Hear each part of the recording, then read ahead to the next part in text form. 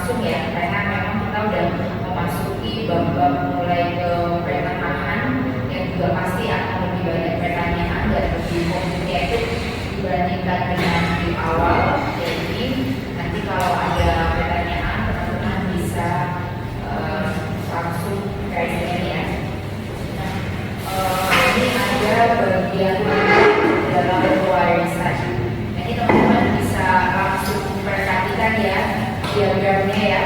Nah ini sekali lagi untuk yang baru datang kita akan membahas mengenai bagian mutlak dalam warisan. Nah, pertama adalah pengertian bagian mutlak atau legitimate party. Nah ini yang pertama adalah bagian mutlak atau legitimate party ini adalah satu bagian dari harta peninggalan yang harus diberikan kepada para ahli waris yang berada dalam garis lurus menurut undang-undang. Nah, nanti garis lurusnya menurut undang-undang ya sekali lagi. Nah, oleh karena itu, si pewaris tidak diperbolehkan menetapkan sesuatu baik selaku pemberian antara yang masih hidup maupun selaku wasiat, gitu ya. Ada setuju?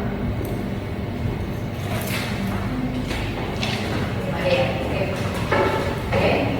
Oleh karena itu, si pewaris, si pewaris tidak diperbolehkan menetapkan sesuatu baik selaku pemberian antara yang masih hidup maupun selaku wasiat. Jadi kita ngomongin bahwa pewaris gitu ya, yang punya harta gitu ya, menurut undang-undang ini tidak diperbolehkan menetapkan baik selaku atau untuk pemberian antara yang masih hidup atau untuk wasiat. Tapi ini belum selesai ya. Ini gimana sih kok pewaris nggak boleh menetapkan bagian gitu kan kepada ahli warisnya ya? Tapi belum selesai. Nah, selain itu ada pula ahli waris yang menurut undang-undang bukan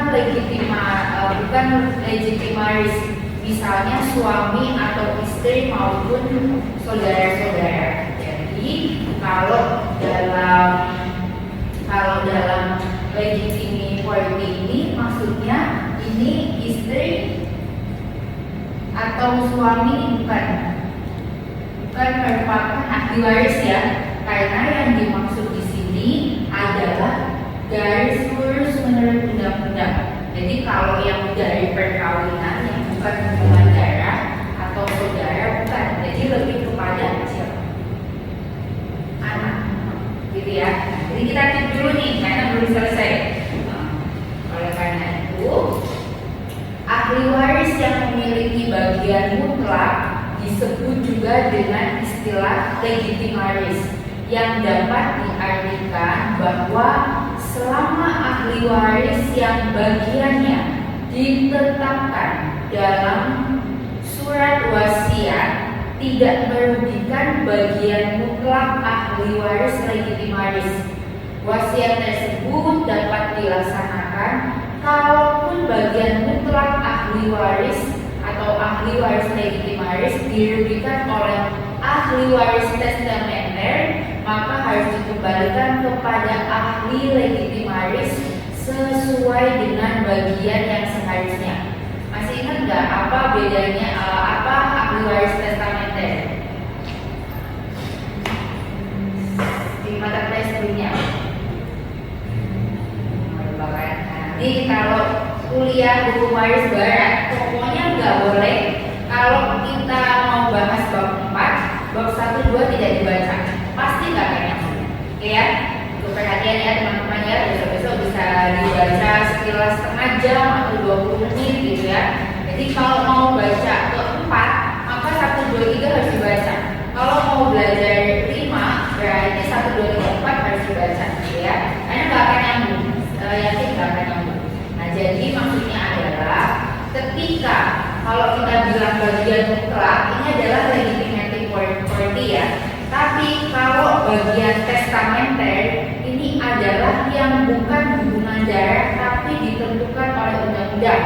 Yang di pertemuan selanjutnya udah dibahas, misalnya anak angkat, misalnya gitu ya. Nah, bahwa itu diperbolehkan ada bagian untuk yang sifatnya demi hukum gitu ya, atau atas nama hukum, tetapi setelah bagian pokok bagi anak sesuai dengan undang-undang itu sudah dibagi gitu ya. Jadi manakala si anak kandung ini merasa dirugikan, maka berdasarkan BW gitu ya, walaupun dalam kasusnya pembuktiannya biasanya gitu ya, maka mesti ada yang menggugat. Misalnya bapak ibu saya punya anak saya dan 2 kakak saya gitu kan, terus ada anak angkat gitu ya. Nah, ini tetap diperbolehkan, tetapi tidak boleh mengurangi bagian legitimate. Nah, bagian legitimate point ini adalah bagian yang sudah diatur oleh undang-undang gitu ya. Nah, walaupun nanti bingung nih teman-teman, lo gimana? Katanya asas pewarisan itu adalah hak absolut gitu ya, hak absolut bagi pewaris untuk membagikan warisan sesuai dengan kehendaknya gitu ya. Tapi sekali lagi kita bicara hukum waris barat menurut undang-undang ya, kita bahas undang-undangnya. Jadi manakala misalnya di undang-undang aturannya A, tapi si pewaris itu memilih untuk menggunakan kewenangannya B, apa diperbolehkan? Boleh, tapi kita bicara letter law sesuai dengan undang-undang dulu gitu ya. Kita berbicara sesuai normatif undang-undang terlebih dahulu. Nah, nanti kalau memang belajar hukum waris itu mau barat atau Islam, kita harus lihat slide selanjutnya dulu ya buat memahami maksudnya. Oke, nah ini ada prinsip-prinsip bagian mutlak atau legitimate property. Pada asasnya orang mempunyai kebebasan. Ya, jelas ya. Pada asasnya orang mempunyai kebebasan untuk mengatur mengenai apa yang akan terjadi dengan harta kekayaannya setelah ia meninggal dunia. Jadi maksudnya misalnya saya dan suami saya ini punya kewenangan mutlak mengatur harta kami berdua. Jadi ya, ingat ya sekali lagi bahwa dalam perkawinan ini ada namanya harta bersama. Yang disebut sebagai harta perkawinan atau harta bersama adalah semua harta yang diperoleh pada saat perkawinan. Apabila ada perjanjian perkawinan, maka tetap berlaku KUHP bahwa yang dinamakan sebagai harta bersama adalah harta yang diperoleh dari hasil perkawinan. Contohnya saya berulang kali menyebutkan bahwa saya dan suami saya ada perjanjian pranikah. Perjanjian ini yang kemudian disahkan di pengadilan dan menjadi dasar. Jadi ada kesepakatan, misalnya harta yang saya miliki, dan kalau harta itu termasuk di dalamnya utang maupun piutang ya. Jadi kalau saya punya utang yaitu beban atau kewajiban. Tapi kalau piutang berarti saya minjemin uang ke orang, kan gitu ya.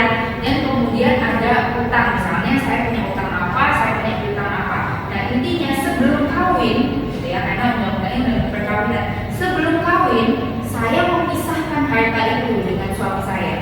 Gitu ya. Begitu pula suami saya, utang dia adalah utang miliknya pribadi, utang saya adalah utang milik saya pribadi, dan piutang saya atau harta kekayaan saya dan punya suami adalah milik dia masing-masing. Tetapi ketika ijab kabul karena kami muslim atau untuk yang non muslim pemberkatan atau apapun itu, ini ketika sah di tanggal yang ditentukan mereka kawin dan dicatatkan di pengadilan agama ataupun di catatan sipil ya, maka hari itu ada pencampuran harta.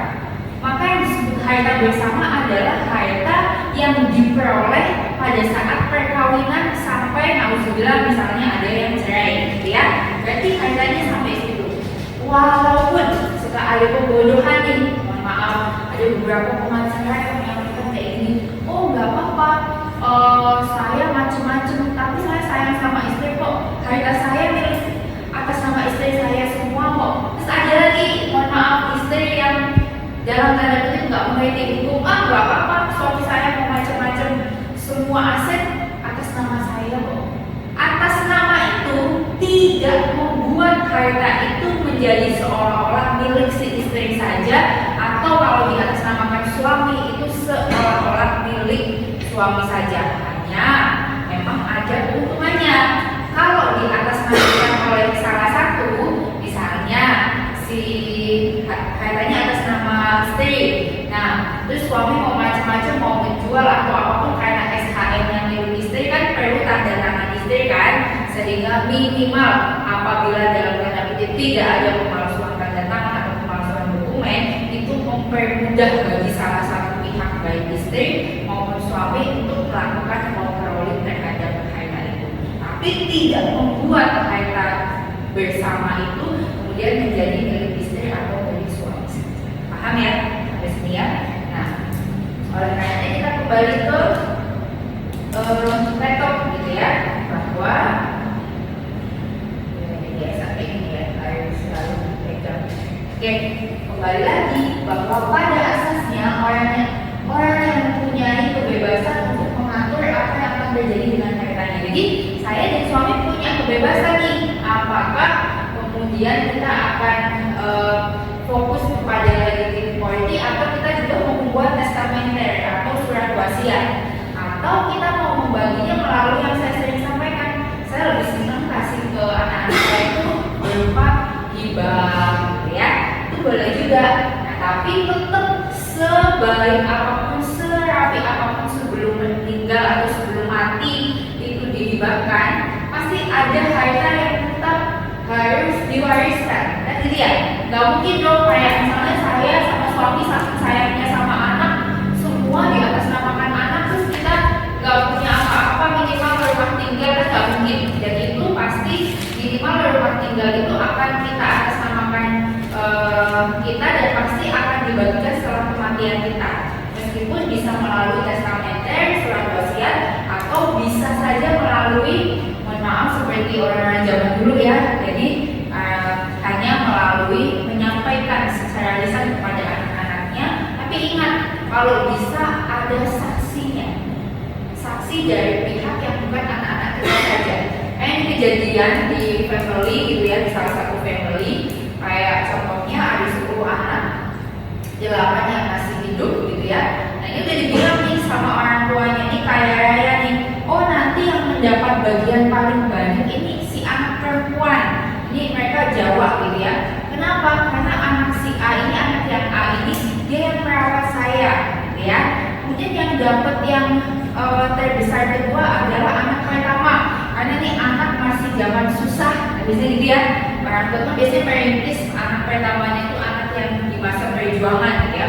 Terus nanti seterusnya sampai yang mendapat bagian paling kecil itu, mohon maaf, anak-anaknya yang misalnya yang paling muda, karena mereka yang bisa kuliah dibantu oleh kakak-kakaknya. Nah, timbul nih tidak terima dari anak-anak yang masih yang paling kecil gitu ya. Kita kuliahnya kan bukan karena apa-apa, kakak-kakak kita nggak mau kuliah juga karena mereka sendiri misalnya gitu ya. Pokoknya banyaklah konflik-konflik itu. Nah, itu sebabnya kalau tidak ada saksi dari pihak luar, walaupun sifatnya lisan, tapi kalau ada saksi dari pihak yang selain keluarga inti, itu akan jauh lebih baik. Jadi setidak-tidaknya ada amanah, meskipun memang kekuatannya amat sangat sulit ya untuk dipertanggungjawabkan. Walaupun sebenarnya hukum itu ada yang tertulis dan tidak tertulis, tapi teman-teman kalau bisa selalu biasakan punya ketentuan tertulis. Makanya sebelum kawin pun harus dibicarakan hal-hal yang sifatnya riskan, finansial, cita-cita hidup ke depan, dan boleh dibuat sebagai akta pranikah atau prakawin ya, itu boleh. Atau sudah menikah nih, oh ternyata dalam perjalanannya sering berantem nih, misalkan, atau ada konflik-konflik, bisa membuat perjanjian kawin atau perjanjian nikah, itu bisa. Nah, kalau mau dilegalkan berarti dibuat sendiri, nanti bisa ditandatangan, kemudian dibuat mapping atau mau dibuat akta ke notaris, dan nanti kemudian didaftarkan pada saat pendaftaran perkawinan. Kalau itu pranikah ya, itu bisa juga, gitu ya. Nah, karena sebetulnya teman-teman, semua tindakan itu adalah satu kontrak atau perjanjian. Ya nggak sih? Kadang kita nganggap kok kalau semua hal itu adalah perjanjian kok berat banget. Nah, tapi semua hal itu adalah perjanjian. Perkawinan menurut Undang-Undang 174 menurut hukum Islam di disebutkan perjanjian atau perkawinan adalah misakon holizon atau perjanjian suci. Begitu juga di agama lain disebutkan bahwa perkawinan adalah bersatunya laki-laki dan perempuan dalam ikatan Tuhan dan dalam atas nama Tuhan, dan ada beberapa misalnya yang Katolik itu tidak bisa dipisahkan oleh manusia. Jadi apa? Perkawinan adalah perjanjian, ya. Jadi kembali ke sini bahwa kemudian prinsip utama legitimity adalah ahli waris memiliki bagian mutlak dari peninggalan yang tidak dapat dikurangi sekalipun melalui surat wasiat. Ini kalau prinsipnya legitimity ya. Sekali lagi ini hukum waris barat ya, beda dengan hukum waris Islam. Jadi jangan dicampur-campur. Itu agak kesel juga sebenarnya plus minus sih. Karena habis belajar waris Islam langsung waris barat, bagusnya adalah teman-teman masih ingat perbandingan ya. Tapi kadang-kadang teman-teman suka kebalik-balik gitu ya. Teman-teman harus hati-hati. Jadi kalau menurut prinsip legitimity berarti langsung nih teman-teman, mohon maaf ini teman-teman harus langsung nyambung bahwa yang pakai hukum waris barat ini rata-rata bukan orang Islam gitu ya. Walaupun ada yang pakai, tapi pisahkan dari pemahaman kalian tentang hukum Islam dan hukum waris Islam gitu ya. Nah, berarti kalau di prinsip legitimity ini adalah ahli waris memiliki bagian yang mutlak dari peninggalan yang tidak dapat dikurangi sekalipun melalui surat wasiat atau testamen yang dibuat oleh pewaris. Walaupun saya punya harta, gitu ya, jadi walaupun saya yang punya harta dan suami saya, ini karena mengikuti aturan undang-undang, maka benar-benar harus sesuai dengan yang disampaikan atau yang tertera dalam undang-undang, gitu ya. Jadi itu sifatnya berbeda dengan asas utama bahwa secara absolut pewaris itu boleh mewariskan sesuai dengan dalam tanda kutip kehendak hatinya. Tapi ketika kita bilang secara undang-undang waris barat, bahkan pewaris itu pun dalam konsep legitimity ini harus sesuai dengan aturan undang-undang, gitu ya. Nah, karena apa? Karena di BW juga sudah di-clearkan bahwa satu perjanjian itu menjadi undang-undang bagi yang menyepakatinya. Artinya ketika saya mengikatkan diri pada BW, saya muslim, tapi dalam hal ini saya membagi waris saya secara perdata dan ingin mengikuti segala ketentuan perdata, maka ya harus sesuai. Kalaupun saya muslim dan saya membagi secara waris Islam dan dengan yang kafah atau dengan yang sesungguhnya, maka aturannya harus sesuai dengan Al-Quran, gitu ya. Tapi kok manakala saya mau mengambil bagian-bagian saja, bagian yang menguntungkan dari hukum waris Islam saya ambil, nanti selebihnya sesuai keinginan saya, misalkan boleh nggak? Boleh juga. Tapi kalau kita bicara sesuai dengan undang-undang, maka seperti itu. Oke, nah siapa saja nih atau apa saja nih pembagian kelompok bagian mutlak atau legitimity dan besarannya? Nah, ini ada beberapa ketentuan ya teman-teman. Yang pertama adalah sama seperti biasa, tentu harus ada orang yang meninggal dunia, karena pewarisan baru bisa dilakukan apabila ada orang yang meninggal dunia.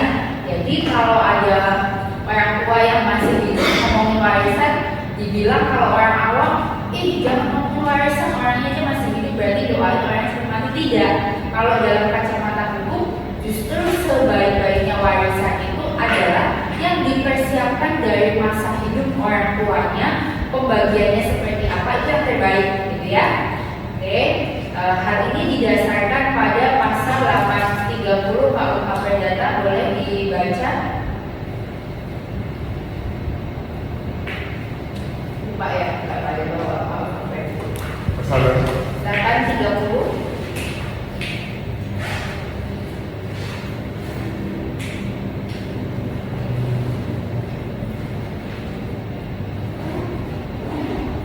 Warisan hanya berlangsung pasal 830, pewarisan hanya berlangsung karena kematian. Oke, itu udah pasti ya. Pewarisan itu hanya berlangsung pada saat ada kematian. Walaupun ada surat wasiat yang sudah dibuat, maka pembagiannya baru dilakukan apabila si pewaris meninggal dunia. Clear ya?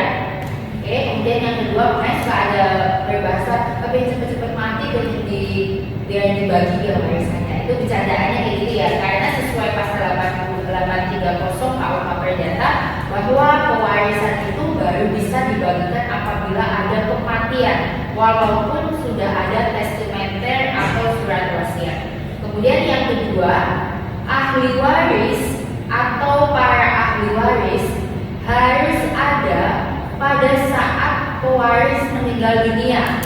Ya dong, harus ada ahli warisnya, yaitu misalnya anak, gitu ya, dan seterusnya. Karena kalau tidak ada ahli warisnya maka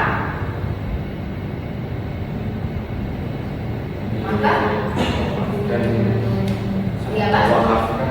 Oke, diwakafkan kalau dalam Islam. Ada lagi diwaris barat, Diambil oleh pemerintah.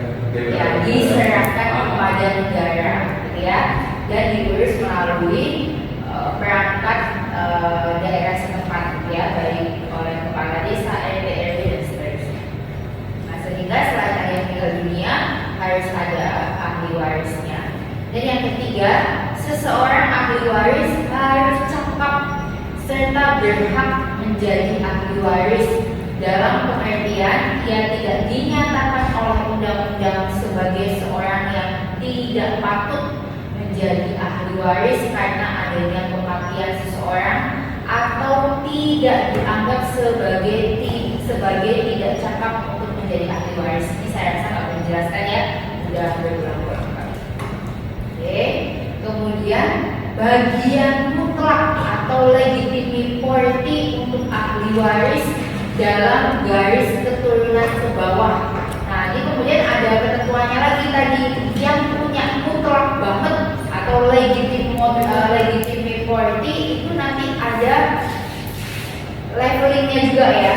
Yang pertama ini berdasarkan pasal 914 KUH Perdata, bisa dibaca 914 KUH Perdata.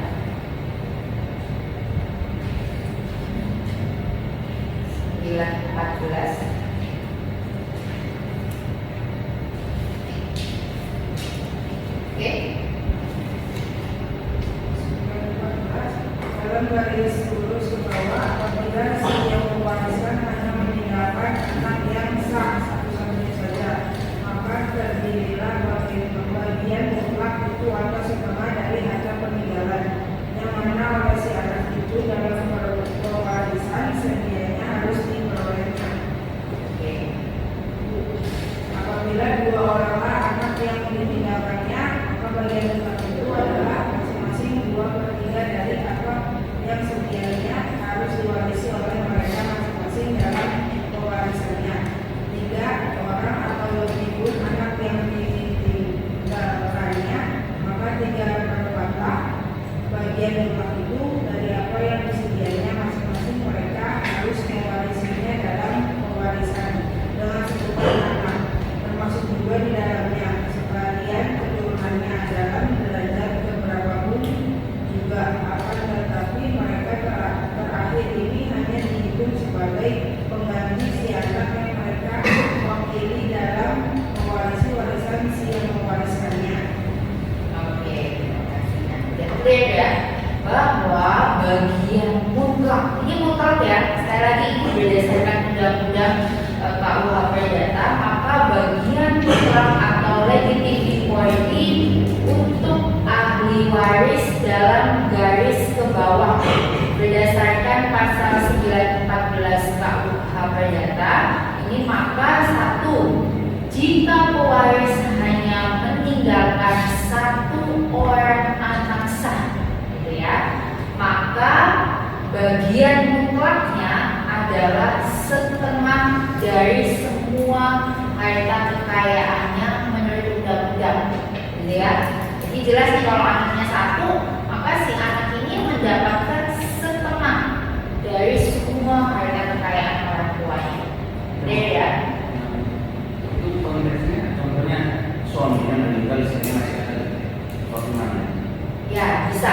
Nah, jadi kalau pewarisan itu kan sebenarnya gini Pak, kalau pewarisan itu sebenarnya yang clear adalah ketika kedua pewaris itu meninggal baru dibagikan. Tapi ada juga berdasarkan testamenter bahwa kalau rata-rata nih Pak, kalau di Indonesia misalnya kalau si bapak yang meninggal gitu kan, apalagi dalam hal mengizin istrinya ibu rumah tangga gitu kan, maka itu sudah boleh dibagikan gitu. Nah itu sudah bisa dibagikan walaupun misalnya salah satu yang meninggal saja. Makanya tadi saya jelasin tentang harta bersama ya Pak. Jadi harta bersama ini yang saya jelaskan adalah harta dari hasil perkawinan. Artinya ketika salah satu ini meninggal maka sudah bisa dibagikan. Karena tadi ada pisah harta yang dilakukan sebelum perkawinan.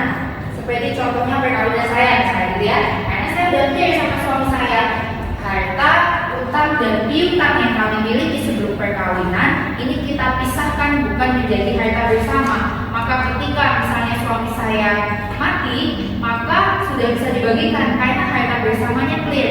Karena harta saya dan harta suami saya yang sebelum kawin itu tidak dibagikan, gitu ya.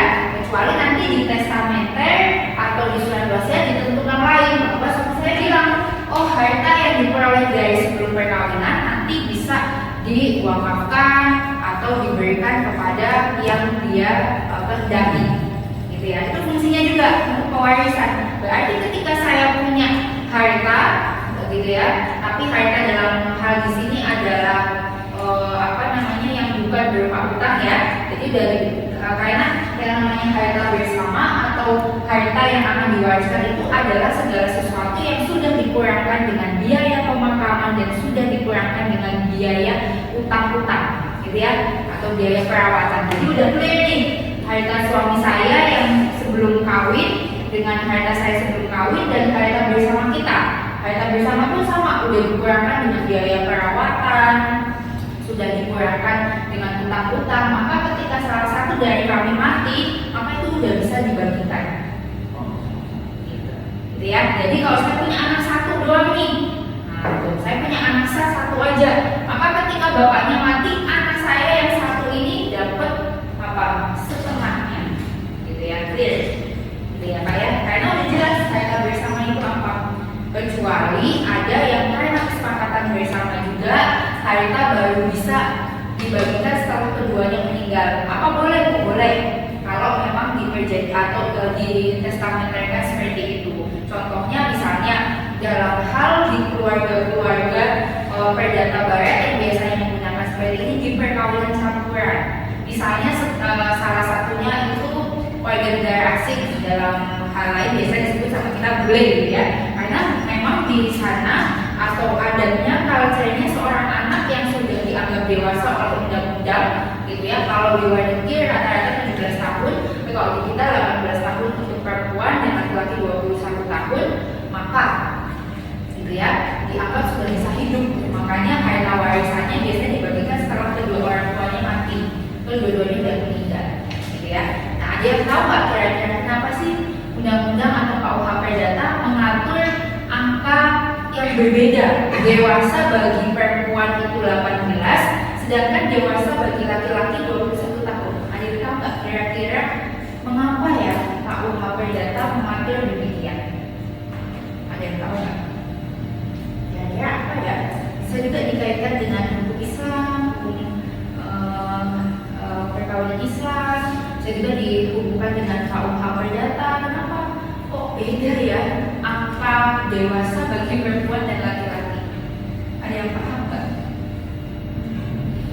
Ini pengetahuan aja sih ya. Ini pengetahuan ya, yang sifatnya psikologi dan sifatnya experiences. Ada yang tahu? Kalau boleh, atau sih saya ide aja gitu. Mungkin kalau misalkan dalam pernikahan kan rata-rata pada umumnya laki-laki yang menjadi provider. Nah mungkin cara pernikahan kan harus dewasa, berarti laki-laki memang 21, seenggaknya experience yang hasil laki-laki itu udah jauh gitu mungkin. Oke, ada lagi yang lain?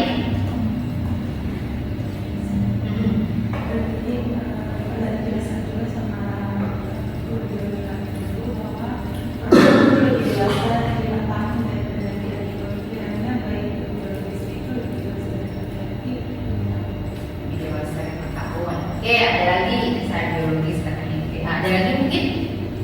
Kenapa ya? Kok perempuan 18 tahun, kok laki-laki 21 tahun? Oke, ada yang tahu? Dan berusaha menjawab. Ini kalau lagi wawancara kerjaan nggak boleh nih, nggak tahu kan terus diem nggak boleh. Ada yang tahu? Try to answer. Oke, yang pertama simpel ya. Jadi sebelum masuk ke nampaknya, jadi kalau ada laki-laki dan perempuan tadi angka dewasanya bagi perempuan adalah 18 dan bagi laki-laki 21 tahun, maka kalau belum memenuhi 18 dan 21 tahun tapi udah pengen kawin atau salah satunya gitu ya dalam tanda kutip sudah hamil duluan dan mau dikawinkan, apa yang harus dilakukan? Oh, ini kalau sebelum dewasa Ya, tapi sudah mau menikah. ada di izin orang tua diajukan ke panggilan kalau nggak salah. Oke, ada lagi yang tahu? Jadi gimana nih kalau umurnya masih 16 tahun, perempuannya 16, lakinya 18, belum memenuhi syarat kawin, apa yang harus dilakukan?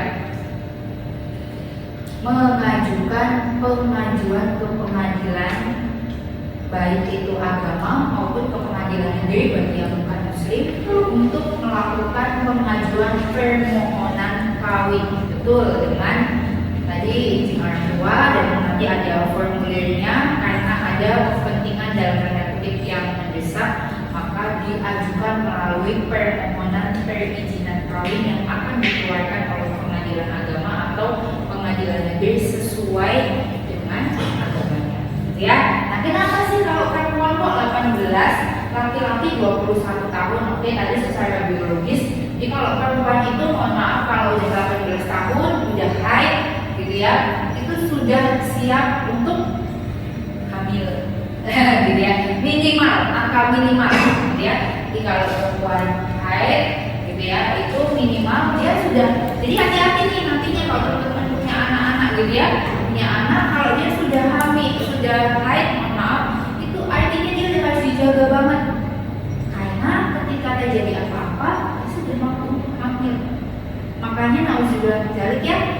Ada anak-anak sekarang yang pernah ada kasus-kasus pemerkosaan, misalnya anak-anak kemudian bisa hamil di usia yang masih belasan, jauh dari usia 18 tahun, saya di 15 tahun, 16 tahun sudah bisa hamil ya. Jadi harus hati-hati, dan karena pola makan, kemudian jenis-jenis makanan, seperti contohnya kalau teman tahu ayam negeri itu adalah ayam yang diberi suntikan hormon ya, agar 3 bulan mereka siap untuk dimakan. Teman-teman suka makan McD, suka makan KFC, saya pastikan kecuali yang metabolismenya itu agak unik misalnya gitu ya, yang memang sulit gemuk, maka dia akan tetap kurus. Tapi rata-rata mereka yang makan sesuatu yang sifatnya hormonal itu pasti akan lebih cepat gemuk gitu ya. Nah, itu salah satunya juga yang menyebabkan anak-anak sekarang itu cepat haid. Selain itu juga tontonan gitu ya, itu juga harus diwaspadai karena itu bisa dalam tanda kutip apa ya bahasanya, lebih kayak memberikan stimulan yang cepat kepada anak-anak untuk dewasa pada waktunya. Nah, kenapa kok laki-laki lebih tua? Karena tadi ingat, kalau di dalam hukum Islam perbandingan laki-laki dan perempuan adalah 2:1. Laki-laki mendapat 2 bagian lebih besar dan perempuan mendapat 1 bagian. Apakah karena Allah itu sangat memuliakan laki-laki?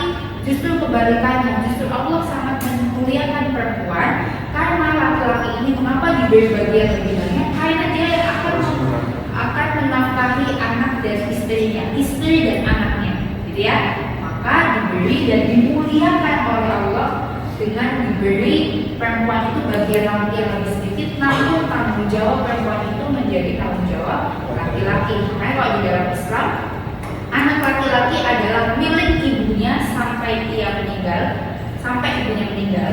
Artinya apa? Surganya seorang anak laki-laki itu ada pada ibunya. Tetapi surganya anak perempuan ada pada suaminya ketika sudah dinikahkan. Ini Allah yang bilang ya, Allah yang berfirman, gitu ya. Nah, oleh karenanya, walaupun surganya laki-laki itu ada pada ibunya, maka hendaknya si istri dari seorang suami itu harus membantu suaminya untuk berbakti kepada ibunya. Paham kan? Jadi jangan sampai ada drama-drama menantu sama mertua gak akur gitu ya. Kayak ada yang di film yang terbaru ya, When Life Give You Tangerines, tahu ya, di Netflix ya. When Life Give You Tangerines itu bagus. Berarti kalau menurut hukum Islam yang ramai di TikTok diurutin tuh istri, anak, sama ibu. Kan banyak yang milih ibu, istri, anak. Katanya, memang pentingin istri atau gimana? Walaupun banyak juga termasuk saya misalkan nanti kebanyakan pasti istri, anak, terus ibu gitu kan. Itu pertanyaan yang bagus ya. Nah, itu pertanyaan bagus. Konteksnya kalau itu dalam hal memberikan nafkah. Kalau dalam hal memberikan nafkah, ini memang konsepnya suami ketika menikah itu harus mengutamakan istrinya, tetapi tidak boleh melupakan ibunya sampai ibunya mati. Gitu ya. Jadi kalau ada satu kurma nih, suami harus kasih siapa? Istri atau ibu? Memang kalau dalam hal pemberian nafkah harus mengutamakan istri, tapi tidak boleh melupakan ibu. Nah, logika dijalankan. Tapi kalau ada satu kurma, ya boleh dong dibagi 3/4-nya untuk ibunya. 1 biji misalnya gitu ya. Ini dalam keadaannya sulit misalnya gitu ya. Sebagian kasih ke ibunya. Begitu ya, paham ya? Gitu. Karena surga suami itu ada pada ibunya sampai ibunya mati, dan seorang anak laki-laki berkewajiban menafkahi manakala ibunya sudah tidak bisa mencari nafkah sendiri, atau menafkahi dalam tanda kutip lahir batin ya, gak cuma memberi uang atau memberi materi, tapi memberi kasih sayang sampai ibunya mati. Tapi kalau kayak saya nih perempuan, maka surga saya ketika saya dikawinkan oleh bapak saya kepada suami saya, maka beralih kepada suami saya, gitu ya. Itu pun berarti saya harus taat kepada suami saya, tetapi saya pun sebagai anak hendaknya tidak melupakan orang tua saya. Paham ya maksudnya? Oke. Kemudian selanjutnya tadi ya, jadi kalau pewarisnya meninggalkan satu anak, ya. Makasih Pak. Kalau pewarisnya hanya meninggalkan satu orang anak sah, maka bagian legitimate property-nya adalah setengahnya dari hartanya ya. Ini saya ngomong langsung harta ya, karena berarti udah dikurangkan ya. Kemudian yang kedua, jika meninggalkan 2 orang anak sah, maka besarnya legitimate property adalah 2/3 menurut undang-undang dari kedua anak sah tersebut. Nah, kalau seperti saya nih, saya punya 3 orang anak sah, maka besarnya legitimate property adalah 3/4. Jadi masing-masing 3 orang anak saya berarti 1/4, 1/4, dan 1/4. Sisanya yang 1/4 baru yang mau dibagikan ke garis keturunan atas kah, ke bawah kah, gitu ya. Jadi dalam hal ini legitimate property adalah bagian mutlak yang tidak boleh diutak-atik bahasa gampangnya ya. Karena ini berdasarkan ketentuan undang-undang. Sama seperti contohnya saya punya 3 orang anak sah dan saya punya 3 orang anak angkat. Maka saya harus bagikan dulu nih kepada anak saya yang sah. Baru 3 anak yang angkat ini kemudian yang dibagikan dari sisanya. Atau kalau seperti saya, atau dalam hal misalnya seorang suami memiliki 3 orang istri, gitu ya. Nah, tapi kemudian di perjalanan bercerai dengan 2 orang istri lainnya, gitu kan? Nah, paham? Misalnya seorang suami memiliki 3 orang istri, gitu ya. Nah, berarti kan harta bersamanya adalah harta bersama yang pada saat ini dengan istri yang sah saat ini, kan gitu ya. Maka istri dari anak-anaknya yang lain itu menjadi anak tiri bagi istri yang bukan istri sahnya, kan gitu ya. Nah, gimana nih caranya? Bentar. Ini ya. Misalnya ini kayaknya relatif ya, misalnya dengan kawin ya, misalnya gitu ya. Nah, misalnya ini deh, ada seorang suami, gitu kan? Punya 3 orang istri. Ini istri 1, istri 2, istri 3. Ini contoh yang pertama. Misalkan suami ini cerai dengan istri kedua dan istri ke-1. Supaya gampang baginya, maka harta bersama dengan istri 1 dan istri 2, gitu ya. Sorry dulu sebentar. Berarti anaknya, misalnya ini dari istri pertama punya 2 orang anak, dari istri kedua punya 2, dari istri ketiga punya 2 orang anak juga. Anaknya 6 dong.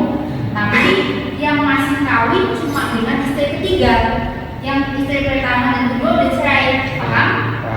Nah, makanya berarti perkawinan yang saat ini ada dari suami adalah perkawinan yang ketiga. Oke, anaknya berarti cuma 2. Maka yang dinamakan anak sah dari istri dan suami adalah cuma 2 orang anak dari yang istri ketiga. Anak ini semua sah bagi siapa? Bagi suaminya. Anaknya sah semua bagi suaminya. Tapi bagi istri yang ketiga, anak yang kedua, istri kedua, anak dari istri kedua dan anak dari istri pertama. Bagi istri yang ketiga adalah anak tiri, ya kan? Oke, jadi supaya gampang baginya, gimana caranya? Makanya kalau yang punya istri pertama, istri kedua, istri ketiga dan 4, karena kalau di dalam Islam kawinlah 1 orang, 2 orang, 3 atau 4 asal kamu mampu berbuat adil.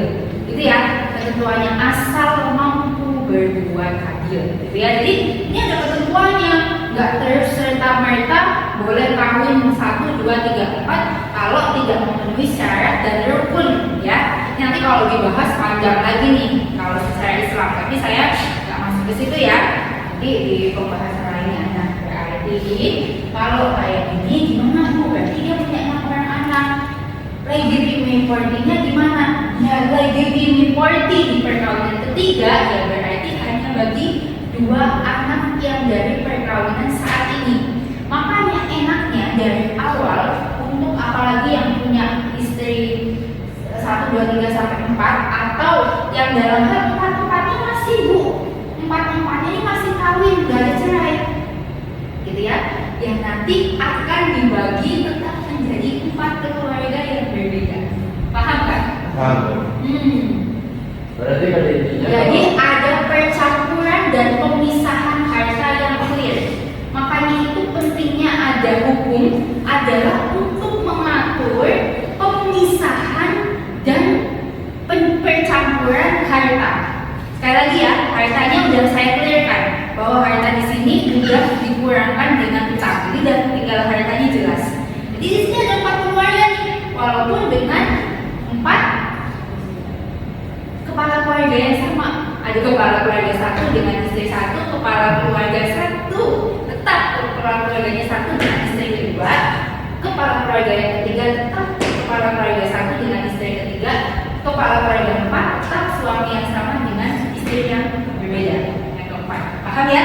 Jadi ada pemisahan dan pengaturan. Jadi nggak bisa istrinya 4, istrinya 2, istrinya 3 terus dibagi sama rata. Karena harta dengan istri pertama itu beda dengan harta dari istri kedua, itu beda dengan harta dengan istri ketiga, itu beda dengan istri keempat. Apalagi dalam hal apa? Dalam hal istrinya bekerja. Dalam hal istrinya bekerja ini akan sangat berbeda. Mohon maaf, misalnya dengan istri yang pertama, istri pertamanya bekerja tidak, tapi pada saat dengan istri pertama lagi jaya-jayanya, misalnya gitu ya, maka asetnya banyak. Dengan istri keduanya bekerja tidak, bekerja, tapi kan masa kawinnya belum lama. Kalau dengan istri pertama kawin sampai suaminya mati itu sampai 25 tahun dan terkumpul lebih banyak. Dengan istri kedua, suaminya udah sakit-sakitan, tapi istrinya bekerja, tapi tapi kawinnya nggak lama, misalnya cuma 5 tahun sampai akhirnya mati, kan akan beda kan hasilnya.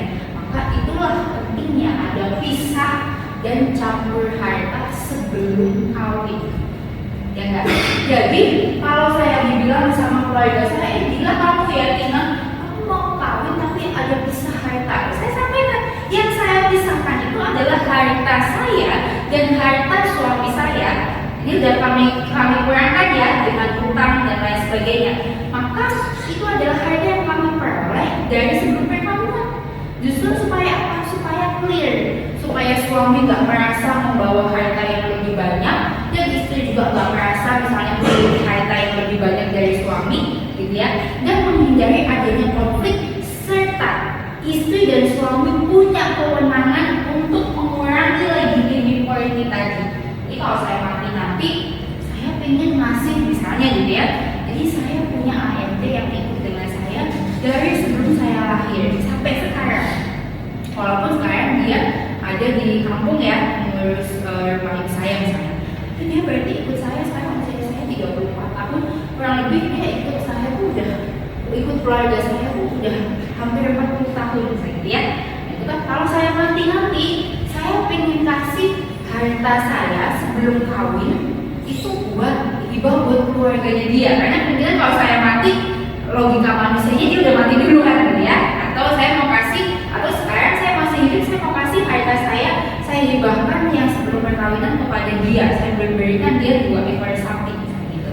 Itu enak kan? Jadi punya keleluasan. Jadi clear ya? Itu pentingnya ada pemisahan dan ada pisah dan campur harta. Terus pertanyaannya, kalau yang nggak bikin pranikah atau pisah harta gimana Bu? Kembali kepada kalau kita kayak kita lagi belajar prinsip legitimity 40, maka clear seperti itu. Maka hartanya itu adalah harta dengan istri yang masih eksis kawin sampai dengan hari ini, sampai dengan si bapaknya mati atau si istrinya mati pada perkawinannya masing-masing. Paham ya? Pada perkawinannya masing-masing, karena biar bagaimanapun istri, anak dari istri pertama adalah anak tiri bagi istri kedua, tapi anak dari istri kedua adalah tetap anak sah dari istri pertama, istri kedua. Gitu ya, dia harus dipisahin bahwa kalau ada 4 keluarga ya maka akan berbeda-beda di setiap kamarnya, gitu ya. Ya.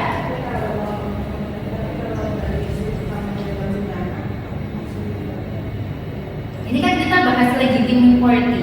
Legitimate party itu bagi anak sah. Gitu. Jadi kita lagi bahas, kalau nggak punya anak ya ini nggak ada legitimate party dong. Legitimate party-nya berarti nanti bisa dibagikan ke saudara ke atas atau ke bawah. Tapi ini kita lagi bahas legitimate party itu hanya untuk anak sah. Ya, anak sah dari perkawinan itu maksudnya ya.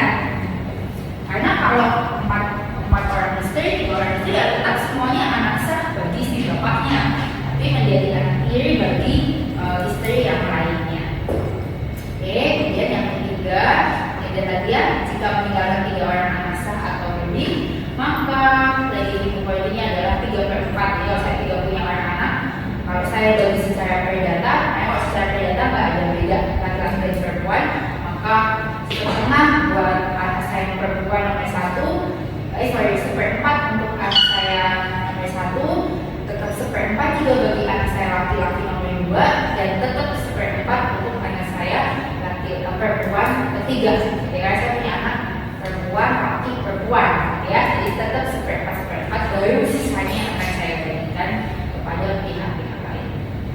Oke, ini prinsip legitimate party ya. Kalau legitimate party otaknya udah harus nyambung. Legitimate party ini hanya bagi anak sah, ya, bagi perkawinan.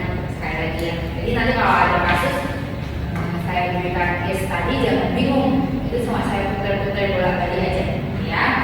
Kemudian selanjutnya ini adalah hal-hal yang perlu diperhatikan berkaitan dengan legitimacy, yaitu yang pertama adalah 1, orang yang bukan legitimaris dapat dikesampingkan dengan wasiat. Jadi kalau wasiat itu yang utamanya mengatur yang legitimate party tadi, gitu ya. Yang lain-lain Yang sisanya nggak punya 3 orang anak, yang saya atur hanya untuk anak saya yang sah. Sisanya nanti bisa dikesampingkan dan bisa misalnya dipisah atau apa. Pokoknya yang penting yang 3/4 ini untuk 3 orang anak saya. Sisanya baru nanti dibagikan. Misalnya saya berwasiat dengan verbal atau dengan kata-kata kepada misalnya orang-orang terdekat saya atau staf saya, disampaikan. Nanti sisanya kalau saya mati, saya sudah bikin wasiat, tapi di wasiat itu hanya mengatur legitimate authority bagi 3 orang anak saya. Sisanya nanti tolong dibagikan kepada ini dan ini. Atau di dalam wasiatnya boleh juga ditulis gitu ya. Tapi utamanya tidak boleh mengurangi bagian dari legitimate authority, gitu ya.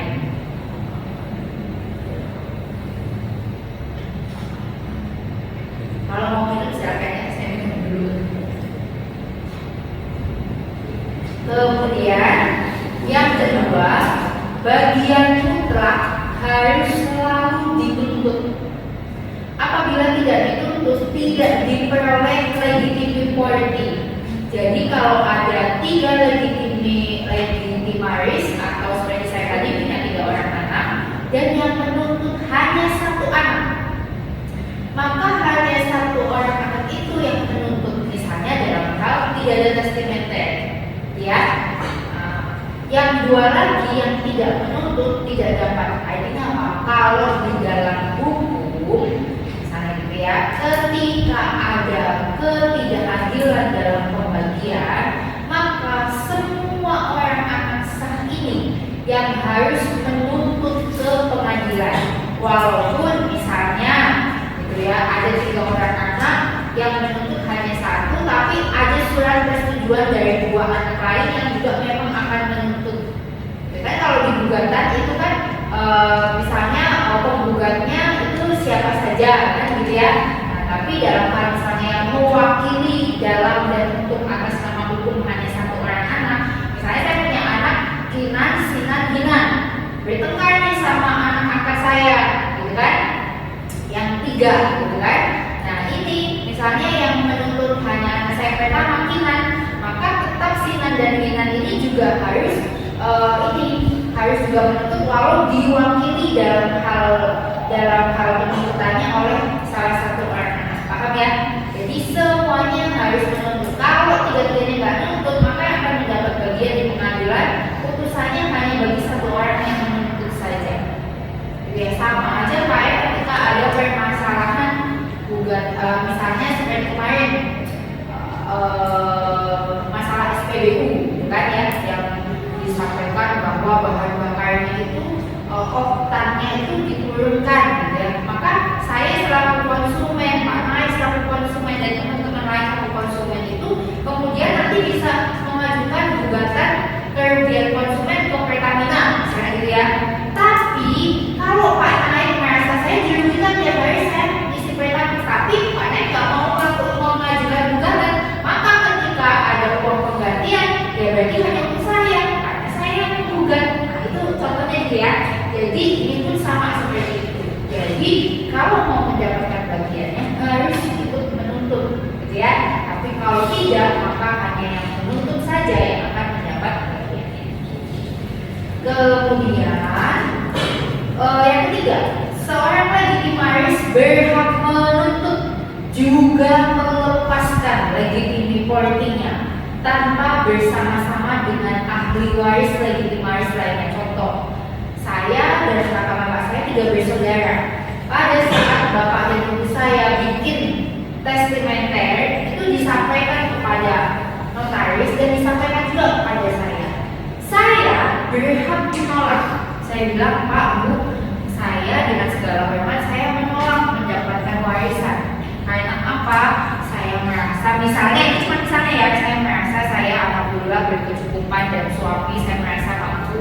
Tapi saya melihat contohnya misalnya kakak-kakak saya lebih membutuhkan karena misalnya punya anak yang lebih banyak, seperti itu misalnya gitu ya, dan sudah waktunya kuliah, maka walaupun kakak-kakak saya yang 2 ini tidak melepaskan legitimate authority-nya, saya berhak melepaskan hak menerima waris dari orang tua saya. Paham ya?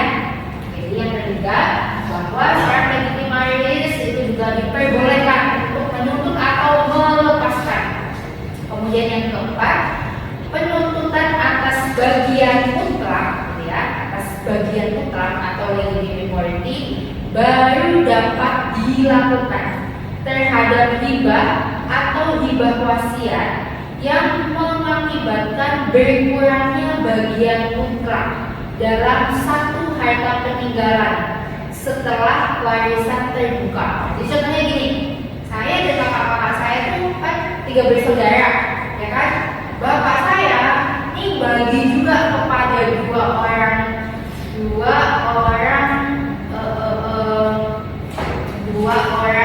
anak angkat bapak ibu saya, tapi belum bagi mutlak kepada kami bertiga. Maka kami boleh mengajukan gugatan atas bagian mutlak tersebut. Karena memberi kepada anak angkatnya jadi mengurangi harta kita. Padahal tadi asasnya tidak boleh dibagikan kepada yang bukan legitimate warranty apabila bagian legitimate warranty belum terbagi. Clear ya? Dan yang kelima, penuntutan itu dapat dilakukan terhadap segala macam pemberian yang telah dilakukan oleh si pewaris, baik berupa efteling, yaitu pengangkatan sebagai ahli waris, hibah wasiat, atau terhadap pemberian yang dilakukan oleh si pewaris sewaktu si pewaris masih hidup. Contohnya, hartanya udah jelas nih yang akan dibagi 1 miliar. Berarti kan kurang lebihnya berarti kakak saya dan dua kakak saya dan saya setidak-tidaknya mendapat bagian 333 juta sekian, kan ya? Harusnya itu. Berarti seperti itu. Tapi ternyata sebelum ibu saya mati, ibu saya sama bapak saya kasih hibah dulu kepada anak-anak angkatnya tadi dua, dan menyebabkan berkurangnya harta yang seharusnya kami terima. Maka itu pun terhadap hibah-hibah yang diberikan oleh pewaris kepada anak angkatnya itu bisa saya tuntut haknya. Nah ini jadi beda nih konsepnya sama hukum waris Islam, gitu ya. Kalau hukum waris Barat mengenai legitimate warranty ini saklek, bahkan si pewaris itu harus tunduk kepada undang-undang yang dimana ia ambil atau ia ada. Maka dalam hal ini contohnya untuk yang Katolik, untuk yang Kristen, untuk yang Islam masing-masing apa? Tunduk pada aturan apa? Ya yang Islam ya pada Al-Quran, yang Kristen Katolik ya tunduk pada Alkitab. Suka tidak suka karena Alkitab dan Quran mengaturnya demikian. Bahkan kita tidak berwenang atas hidup kita karena Tuhanlah atau Allah yang berkuasa atas hidup kita. Ayatnya gitu ya. Jadi kalau kita menundukkan diri atau memeluk satu keyakinan, kita sendiri tidak berwenang atas hidup kita, dan kita serahkan semuanya kepada aturan Tuhan. Gitu ya. Simpelnya seperti itu, bahwa pewaris itu tidak memiliki kewenangan terhadap harta warisannya ketika menundukkan diri pada undang-undang. Kemudian yang keenam, apabila si pewaris mengangkat seorang ahli waris dengan wasiat untuk seluruh harta peninggalannya, maka bagian ahli waris yang tidak menuntut itu menjadi bagian ahli waris menurut wasiat itu. Contohnya, ada seseorang yang punya 1 orang anak, oke? Tapi orang anak ini memang bisa dia menolak, bisa dia gak peduli karena dia juga punya kehidupan yang baik, dan si orang tua ini punya 1 orang anak, gitu ya. Di wasiat itu bagian setengah dari anak kandungnya gak dikasih, tapi si anak kandungnya gak mempermasalahkan. Maka boleh kalau itu semua menjadi bagian anak angkatnya, boleh dari undang-undang. Karena tidak ada penuntutan itu tadi dari anak sahnya, ya. Jadi inilah rulusnya undang-undang. Clear ya. Jadi makanya kalau teman-teman belajar hukum nanti ada asas keadilan, kepastian, dan kemanfaatan. Oke, secara kepastian hukum yang ada di dalam undang-undang itu pasti clear, gampang. Lihat aja undang-undang aturannya seperti apa, lihat aja Al-Quran, Clear ya? Asas kepastiannya memenuhi nggak? Memenuhi. Tapi kalau bicara asas keadilan, ya adil bisa, iya bisa enggak. Tinggal tergantung siapa subjeknya. Adil bagi Tisha, barangkali ya adil bagi Tauri dan sebaliknya, gitu ya. Dan juga manfaat nggak? Oh, bisa jadi manfaat karena anak yang angkat tadi memang yang merawat si orang tuanya, dan si anak ini memang sudah punya kehidupan sendiri dan tidak peduli dengan orang tuanya dan tidak peduli juga dengan kakaknya. Nah, tapi teman-teman harus realistis bahwa keadilan, kepastian dan kemanfaatan jarang sekali dapat didapatkan dalam waktu yang sama. Kalau adil, misalnya anak SMP diberi uang saku 50.000 sehari, yang SMA 100.000 per hari, bagi yang anak SMP nggak adil loh. Tapi bagi yang anak SMA adil karena kebutuhannya lebih banyak, misalnya gitu ya.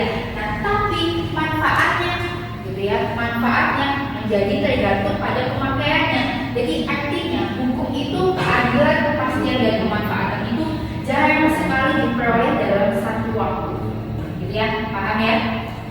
Oke, selanjutnya ini ada putusan Mahkamah Agung. Ini ada putusan Mahkamah Agung 841 Perdata 2003 dan pada tanggal 24 Februari 2005, gitu ya. Pada asasnya orang mempunyai kebebasan untuk mengatur mengenai apa yang terjadi dengan harta kekayaannya setelah ia meninggal dunia. Saya ulang lagi ya. Tetapi pertimbangan hukum terhadap putusan Mahkamah Agung 841 Perdata 2003 sudah memenuhi keadilan bagi ahli waris yang sah. Ini contoh ya. Ini contoh kasus, nanti teman-teman bisa download, gitu ya.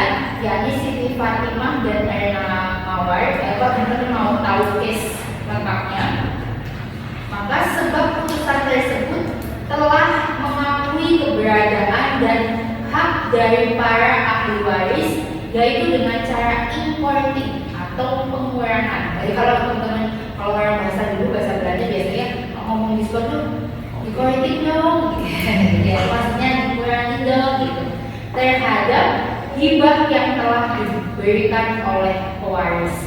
Nah, jadi pelaksanaan pembatalan hibah, ini kan saya sampaikan ya, ada yang orang diberi hibah digugat nih oleh ahli waris yang sah. Pelaksanaan pembatalan hibah dengan cara melakukan importing terhadap bagian hibah haruslah diterima dan dilaksanakan oleh penerima hibah. Yaitu mengembalikan kepada ahli waris yang sah, walaupun misalnya objek hibah telah dialihkan, dijual oleh penerima kepada pihak ketiga. Walaupun sudah dikasih nih, dikasih sapi udah dijual, ya tetap harus mengembalikan dengan putusan Mahkamah Agung ini ya, bahwa hibah yang melebihi legitimasi politik dapat diajukan gugatan pengurangan oleh ahli waris kepada pihak ketiga. Oke, terima kasih. Saya rasa cukup ya untuk pertemuan. Ya silakan. Ini kasus kalau salah satu dari ahli waris itu meninggal, terus si ahli waris satu itu lagi, ini laki-laki sebenarnya. Bagaimana Pak? Salah satu ahli waris meninggal itu kan maksudnya dari harta bersama ya. Jadi kalau salah satu meninggal berarti harta bersama bisa dibagi Pak, sama anak-anaknya kan. Berarti kalau si ahli waris ini tidak mau, ini anak-anaknya bisa menggugat orang tuanya. Ini kan Anak-anak nggak mau dibagi sebenarnya. Enggak, orang tuanya nggak mau bagi kan, ini kan nikah lagi, kan nikah sama orang, sementara ini harta bersama dengan ibunya yang sudah meninggal kan gitu kan. Oh, jadi anaknya bukan bapak Orang tuanya. gitu. Ya kalau pakai asas legitimasi politik itu tadi ya. Ini kita ngomongnya sesuai asas ya. Ya. Jadi jangan dicampur aduk ya. Ya ini jangan ada Bisa. Gitu, Bisa Pak, banyak Pak. Nanti Bapak bisa lihat putusan-putusan anak gugat bapak, anak gugat ibu, banyak. Tapi kalau sudah menjalin, nggak sampai terjadi di kelas ini. Saya berharap masalahnya itu memang ya ini kan nikah lagi, terus hartanya punya mereka punya apa? ya, Bisa, bisa, sangat bisa. Bisa, tapi utamakan lihat kekeluargaan. Kalau memang tidak bisa, bisa. Oke, bisa. Bisa, karena ketika kita bicara hukum, kita nggak boleh hanya memperhatikan etika ya. Kalau memang secara hukum diperbolehkan, aturannya jelas, ya tidak ada masalah. Karena misalnya, jangan sampai ya gugat-menggugat antar keluarga atau antar anak. Tapi kalau nggak ada penyelesaian lainnya selain menggunakan jalur hukum, ya kan? Terus apa yang sudah dijual gimana? Ya itu tadi Pak. Jadi nanti sepanjang ahli warisannya bisa membuktikan bahwa itu mengurangi legitimity property-nya, mengurangi bagian mutlaknya, maka bisa diajukan gugatan dan tidak ada putusan Mahkamah Agungnya bahwa jelas apabila harta yang sudah dibagi-bagikan padahal itu harusnya memenuhi asas legitimity property, maka bisa dimintakan harus dikembalikan berdasarkan putusan Mahkamah Agung. Gitu lah ya.